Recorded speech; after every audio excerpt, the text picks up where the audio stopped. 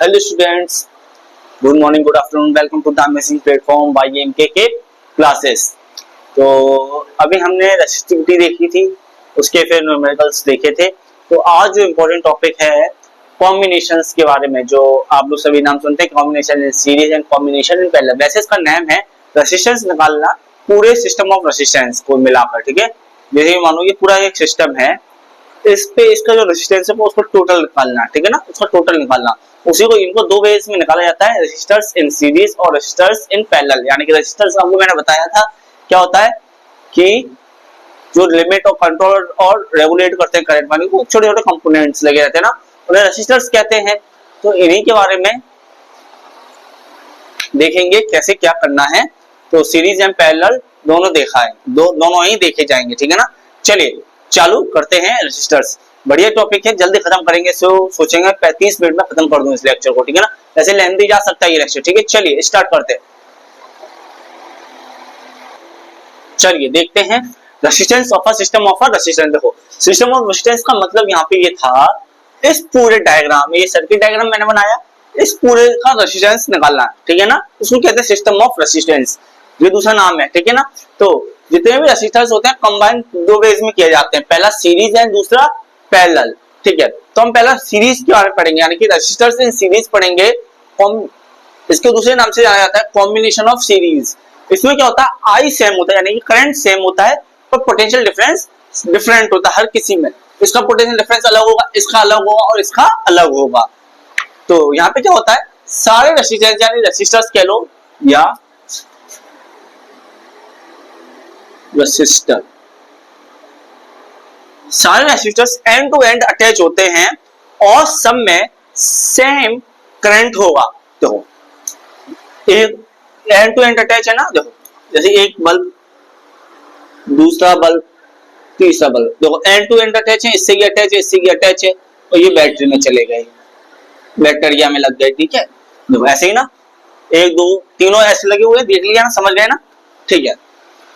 देखो R1 का एक वायर, दो वायर, इसका R2 का ये वायर, R3 का ये, देखो सब एंड टू एंड अटैच है, इस तरीके से अटैच है ना, ठीक है। फिर बात आती है, इसको मैंने इंग्लिश में लिख दिया, आपको इंग्लिश में लिख के आना, सीबीएसई एमपी और यूपी वालों को, तो चाहे स्टेट बोर्ड वालों को। तो व्हेन टू और more resistors are connected end to end, ठीक है, ये एंड टू एंड अटैच होते हैं, सो दैट सेम करंट, तो इसमें सेम करंट होगा flow through each of them, हर किसी में, यानी हर रेसिस्टर्स में, ईच ऑफ देम यानी हर रेसिस्टर में सेम करंट फ्लो होगा। दिस अरेंजमेंट इज सीरीज, इस अरेंजमेंट को सीरीज कॉम्बिनेशन कहा जाता है। कैरेक्टरिस्टिक्स देखें हैं, करंट सेम होगा फ्लो थ्रू ऑल रेसिस्टर। इसका मतलब क्या हुआ, यानी कि आई सेम है, तो हर किसी का R1 का I1 बराबर होगा, I2 बराबर होगा, I3 बराबर होगा, एक्सेट्रा सभी में करंट सेम होगा। हम कितने भी रेसिस्टर्स ले, हर किसी का करंट तो होगा ना, तो हर किसी का सेम होगा, ठीक है। इक्विवेलेंट रेजिस्टेंस अभी बताएंगे क्या होता है, ठीक है ना। अब वोल्टेज डिस्ट्रीब्यूशन यानी total voltage sum of potential drop, इसका मतलब यहाँ पे ये था कि V जो है वो डिफरेंट होगा, इसका V1 का यानी कि R1 का V अलग होगा, यानी उसको मैंने V1 कह दिया, R2 का V2 अलग होगा और R3 का V अलग होगा, यानी हमने V3 कह दिया, ठीक है। According to Ohm's law V का फॉर्मूला क्या होता है, V इक्वल टू IR होता है। तो V1 का फॉर्मूला क्या बनेगा बच्चा, V इक्वल टू IR1 बनेगा V1। V2 का क्या बनेगा, IR2 बनेगा। V3 का क्या बनेगा, IR3 बनेगा। बनेगा कि नहीं बनेगा, ठीक है। अब आते हैं हम डेरिवेशन पे।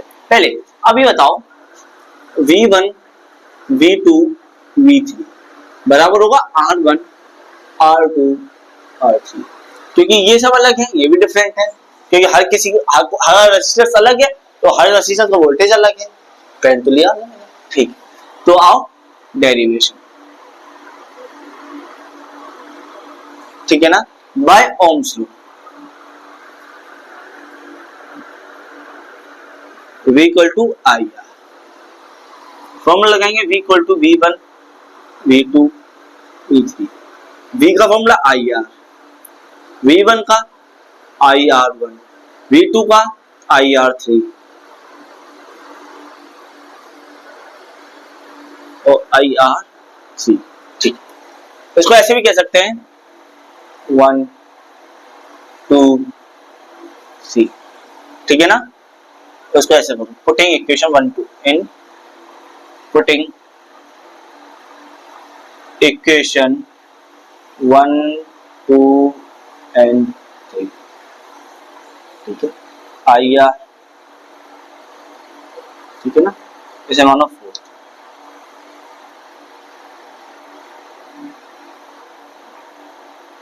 ठीक है, I R 1, I R 2, I R 3, सभी में आई तो कॉमन है क्योंकि आई सेम है, तो आई कॉमन लिया मैंने, आई आर 1 आर 2 आर 3, आई से आई कैंसिल हो गया, तो आर, अब देखो ये रेजिस्टेंस किस में निकला, सीरीज में निकला, तो आर एस लगाएंगे, ये आर एस का मतलब है सीरीज, तो इक्विवेलेंट कितना निकला, आर 1 आर 2 आर 3,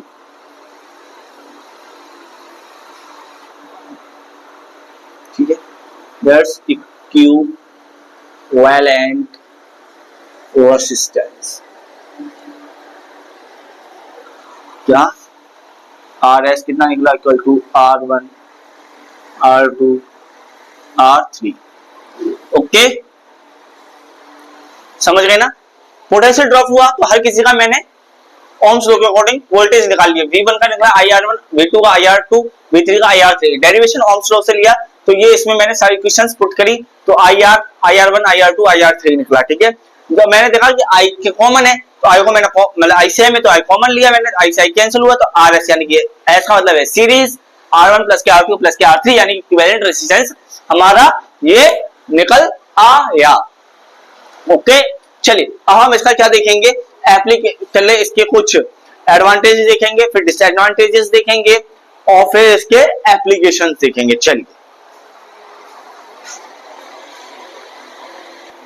चलिए अब ये देख लेते हैं एप्लीकेशन, एडवांटेज और disadvantage.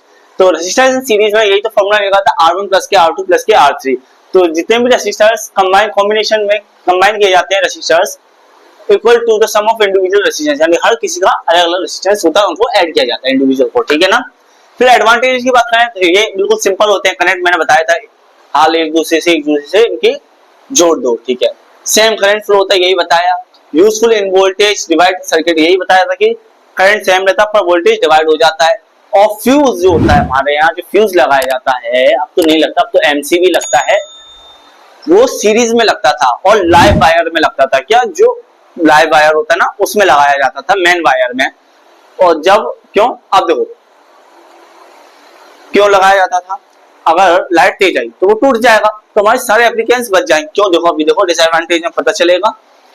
If one component fail, यानी एक कंपोनेंट फेल हुआ तो बाकी का सर्किट ब्रेक हो जाता है, देखना एक बल्ब, दो बल्ब, तीन बल्ब, इसको जोड़ा इसको जोड़ा इसको जोड़ा, मान यहाँ बैटरी लगी है, ये बंद हो गया चलना, और यहाँ से करंट यहाँ तक तो जलेगा, क्या ये जलेगा, सर्किट टूट गया कि नहीं टूटा, बाकी सब बंद हो जाएंगे, ठीक है ना। ये देखा होगा झालर में आपने, जो दीपावली का भी आप लोग झालर लगाएंगे ना, उसमें एक कंपोनेंट भी ऐसे एक बल्ब बंद हो जाता है, आधी जलती नहीं, एक छोड़ के एक जलता है बल्ब, इसलिए होता है कि वो सीरीज में ही होता है, ठीक है।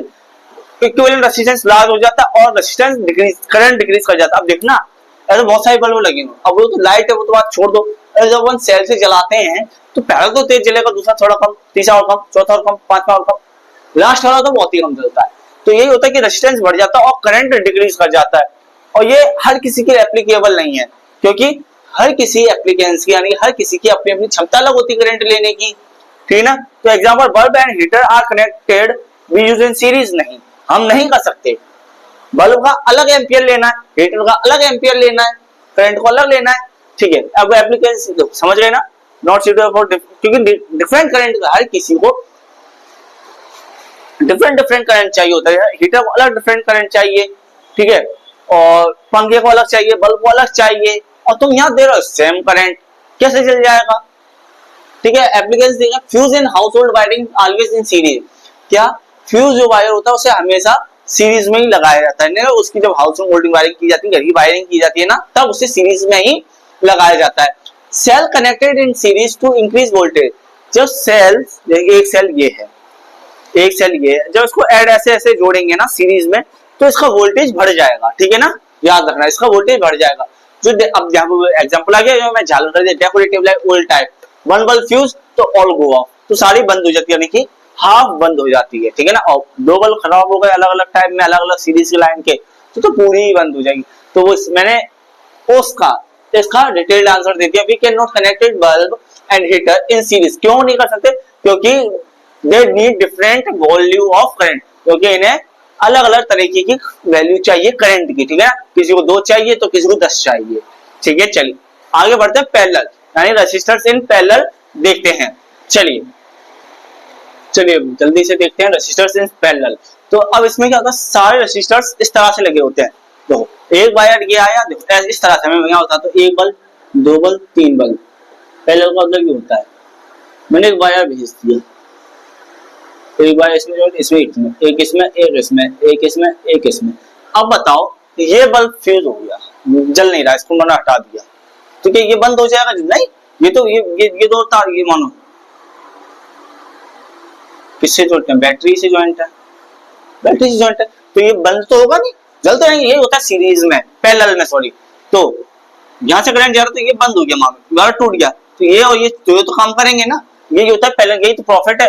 तो if 2 or more resistors are connected in such a way कि ऐसे वे में लगाया जाए, both their end are joined the same two common point, A and B से joint किए गए same common point, the resistors are said to be connected in parallel। इस पूरे कॉन्सेप्ट को कहा जाता है connected in parallel, यानी कि parallel combination, ठीक है ना। इसमें क्या होता है, पोटेंशियल डिफरेंस सेम होता है और करंट डिफरेंट होता है, ठीक है ना।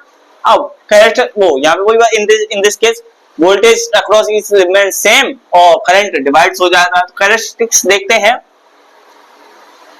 वोल्टेज अक्रॉस ईच रेजिस्टर्स क्या होगा। अब देखो वोल्टेज सेम है तो V equal to V1 plus के V1 प्लस नहीं, क्यों, V1 equal to V2 V3, क्योंकि ये तो सेम है।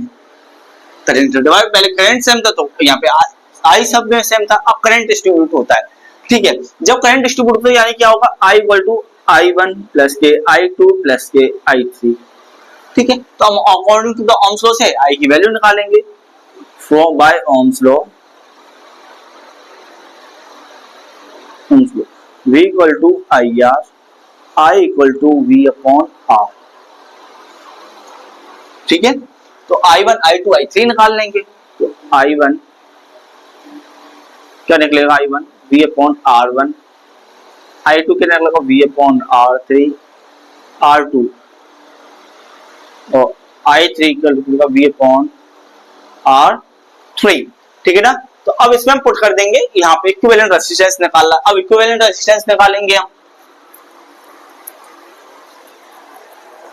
तो क्या करेंगे, I इक्वल टू क्या था, V अपॉन R है, V अपॉन R है, ठीक है। तो फ्रॉम पुटिंग क्या करेंगे, I equal to I1 I2 I3, putting equation first second third and fourth. First इसमें देखो ये फर्स्ट हो गई,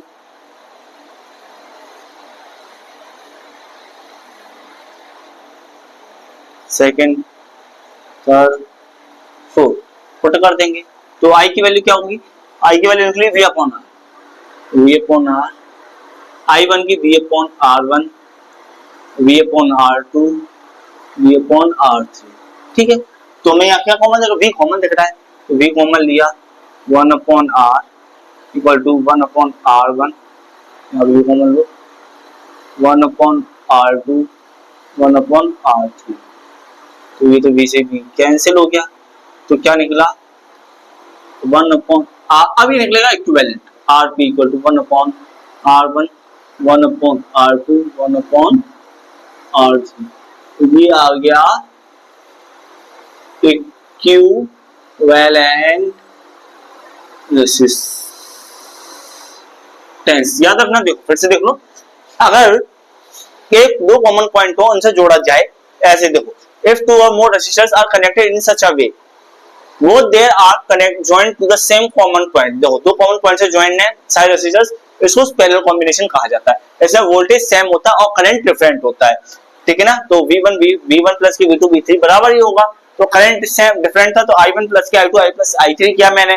तो according to the Ohm's law से मैंने I की वैल्यू निकाली, तो मैंने सभी की करंट की वैल्यू निकाली, हर रेजिस्टेंस की I1 I2 I3 निकाल लिया, ठीक है ना। अब इक्विवेलेंट रेजिस्टेंस को मैंने देखा, तो मैंने इस इक्वेशन में सारी इक्वेशंस पुट कर दी और मैंने V कॉमन ले ली, क्योंकि V मुझे कॉमन देगा। तो V कॉमन लेने के बाद तो 1/RP equal to 1/R1 1/R2 1/R3 आ गया आपका प्लस में, ठीक है ना। तो स्पेशल केस ये है, अगर कहीं दो रेजिस्टर्स दे दिए जाए, ठीक है ना, तो क्या निकलेगा, RP equal to R1 R2 upon R1 plus के R2, ठीक है। अगर कहीं तीन रेजिस्टर्स दे दिए जाए और सभी का रेजिस्टर्स R यानी कि सेम हो, एक ही वैल्यू हो, तो RP इक्वल टू R/3, ठीक है ना। और अगर कहीं N दे दिए जाए, N इक्वल रेजिस्टेंस NCE दे दिए जाए और जिसका R सेम हो, तो क्या निकलेगा, RP equal to R upon N, जितने दिए गए उनका डिवाइड, बस समझे ना, ठीक है ना। कोई डाउट? चलिए अब हम इसकी क्या देखते हैं, प्रॉपर्टीज देखते हैं और फिर उसका क्या देखेंगे, प्रॉपर्टीज एडवांटेजेस देखेंगे, क्योंकि इससे डिसएडवांटेज बनते नहीं है। फिर एक बार कंपैरिजन देखेंगे।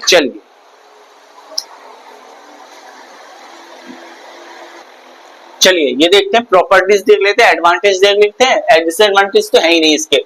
तो प्रॉपर्टीज क्या है, voltage across each resistor is, voltage same रहता है, बताया था।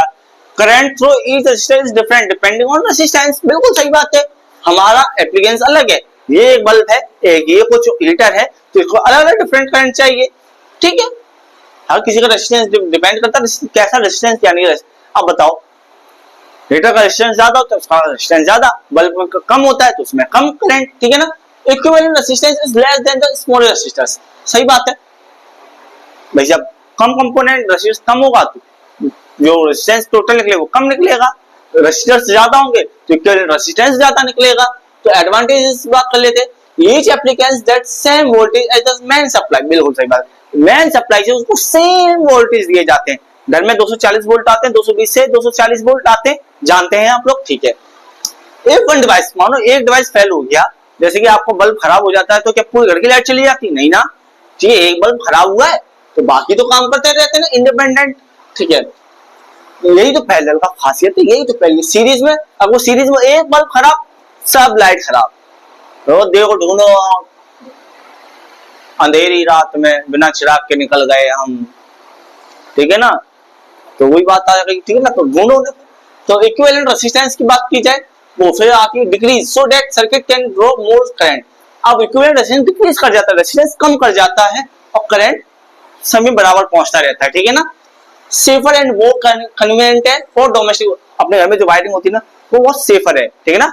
क्यों सेफर है बताओ? अरे भाई पहले ये कंपोनेंट फेल हुआ तो बाकी तो काम कर रहे हैं ना, ये कंपोनेंट फेल हुआ तो बाकी तो काम कर रहे हैं, क्यों? बाकी काम कर रहे हैं ना, इसलिए सेफर है। और दूसरी बात, शॉर्ट सर्किट में फायदा है, फ्यूज तो लगा ही दिया अपन ने, और बाई चांस में फ्यूज के अलावा भी कहीं शॉर्ट सर्किट होता है बाकी तब भी बचा है, एक ही तो खराब होगा, बाकी तो काम कर रहे हैं, ठीक है। Reason for wiring using in household circuit, क्यों हम वायरिंग को यूज करते हैं? Reason, household applications like fan, bulb etcetera are connected parallel, so that, क्यों हम अपने घर के एप्लीकेशंस को क्यों पैरेलल में करते हैं? क्यों? They all get same potential, क्योंकि उन्हें सेम पोटेंशियल दिया जाता है अप्रॉक्स टू 20 वोल्ट से। इन इंडिया में ठीक है, बात करते हैं इंडिया, थोड़ा हम इंडियन वाले हैं, थोड़ा इंडिया जैसा दिखाएंगे ना, तो they can be switched on off in independently. देखो हमने जैसे कि ये बंद किया, ठीक है, एक बल्ब बंद किया तो बाकी तो जल रहे थे ना, मैंने फैन बंद किया बाकी तो यूज हो रहा है ना, फिर हाँ बस यही है। तो हम इसे ऑन ऑफ भी कर सकते हैं, और सीरीज में अगर बंद कर दिया तो सब बंद लाइट घर की गई पूरी तरीके से, ठीक है ना। फेलियर वन एक डिवाइस फेल हुआ तो बाकी तो काम करेगा ना भाई, अगर एक भी माउट हुआ तो बाकी तो काम कर रहे हैं ना, ठीक है ना। तो अब बताओ कंपैरिजन और देते हैं क्या? मैं सोच रहा हूँ कंपैरिजन और करा देता हूँ, मतलब दोनों सीरीज एंड पैरेलल में थोड़ा कंसेप्चुअल हमारा अच्छा हो जाए, तो कंसेप्ट बा हमारा खराब हुई गवा तने कि वो सही हो जाए, तो देख लेता है, ठीक है ना। आइए देखते हैं, ये थोड़ा बिहारी बोल देते हैं यार, हमारे फ्रेंड बिहारी थे ना। चलिए चल मिल लो, last topic series and parallel combination का, और मैंने आपके लिए लास्ट टॉपिक में क्या करवाया, सीरीज एंड पैरेलल कॉम्बिनेशन का कंपैरिजन या फिर डिफरेंस कह लो, ठीक है। फीचर्स मैं बताऊंगा क्या क्या है, क्या पूछा है सीरीज एंड पैरेलल। तो फीचर में मैंने पूछा डेफिनेशन, डेफिनेशन क्या होती है, resistance connected end to end, जानते हो एंड टू एंड कनेक्ट होता है, करंट सेम करंट फ्लो होता है। इसमें क्या होता है, ये टू पॉइंट सेम 2 पॉइंट से ज्वाइन होता है और जहां पे सेम वोल्टेज होता है हर किसी में, ठीक है ना। Voltage divides across each resistors, यहाँ पे डिवाइड कर जाते हैं resistors, V equal to V1 plus के V2 प्लस के V3 डिफरेंट होता है, और यहाँ पे वोल्टेज सेम रहते हैं, V equal to V1 V2 V3 बराबर, ठीक है। करंट यहाँ पे सेम रहता है I1 I2 I3, और यहाँ पे डिवाइड कर जाता है current I1 I2 I3 plus में चला जाता है, ये पैरेलल चल रहा है, ठीक है ना। इक्विवेलेंट रेजिस्टेंस में RS R1 R2 R3, यानी कि यहाँ पे रेजिस्टेंस यानी रेजिस्टेंस बढ़ जाता है और यहाँ पे घट जाता है क्योंकि पैरेलल में चला गया। 1/Rp 1/R1 1/R2 1/R3, मैंने बाकी फॉर्मूला नहीं बताए फॉर 2 रेजिस्टर 3 रेजिस्टर्स, वो आप देख लेना, ठीक है, बीच में नोट्स में। एप्लीकेशंस में बात करें तो not suitable for domestic circuit, यानी कि एक कंपोनेंट फेल हो जाएगा तो बाकी तो मतलब ही नहीं है। ऐसे एक बल्ब खराब हो गया घर में, अगर तुमने सीरीज में लगा ली लाइट और एक बल्ब फेल कर गया तो फर्क घर की लाइट चली गई, तो मतलब है नहीं। यहाँ पे अगर एक बल्ब खराब हो जाए और बाकी अपना अपना काम करते रहेंगे, इंडिपेंडेंट ऑपरेशन ऑफ डिवाइस, बाकी काम करते रहेंगे। ब्राइटनेस, अब यहाँ पे वोल्टेज कम हो रहे हैं, डिक्रीज हो रहे हैं, तो ब्राइटनेस घट जाएगी, और यहाँ पे वोल्टेज बराबर जा रहे हैं 220 अप्रोक्स इंडिया में लिखा था मैंने, तो फुल ब्राइटनेस रहेगी सप्लाई, ठीक है ना। सेफ्टी में ज्ञान सेफ है, क्यों, क्योंकि एक डिवाइस खराब तो कोई मतलब ही नहीं है। और हाँ, इतना जरूरी है इसका एक एडवांटेज, क्योंकि जो सीरीज में लगता है सिर्फ बाकी कंपोनेंट बच जाते हैं, ठीक है ना। और वो पैरेलल में ज्यादा अच्छा है कि बाकी भी काम और भी अच्छा रहेगा, ठीक है ना। सेफ एंड कन्वीनियंट, पैरेलल में ये सेफ रहता है, ठीक है ना, ठीक है। तो फिर मिलते हैं नेक्स्ट लेक्चर में इसके न्यूमेरिकल्स पर, एंड प्लीज सपोर्ट करिए, है ना। और टेलीग्राम की, इंस्टाग्राम की और व्हाट्सएप की लिंक डिस्क्रिप्शन में मैंने लगा रखी है ना, तो वहां पर आके आप लोग देख लीजिएगा, सब ज्वाइन हो जाइएगा। और चैप्टर जल्दी फिनिश होने वाला है, ये 4-5 लेक्चर 5-6 लेक्चर और बाकी हैं, बाकी जल्दी से चैप्टर खत्म हो जाएगा आप लोगों का। फिर नया चैप्टर मैग्नेटिक इफेक्ट ऑफ चालू करेंगे, क्यों करेंगे कल आपको पता चलेगा, magnetic effect of electric current क्यों चालू करेंगे, है ना, यानी heating effect of electric current में पता चलेगा आपको, ठीक है। फिर मिलते हैं नेक्स्ट क्लास में, बेस्ट ऑफ लक, जय हिंद, जय भारत।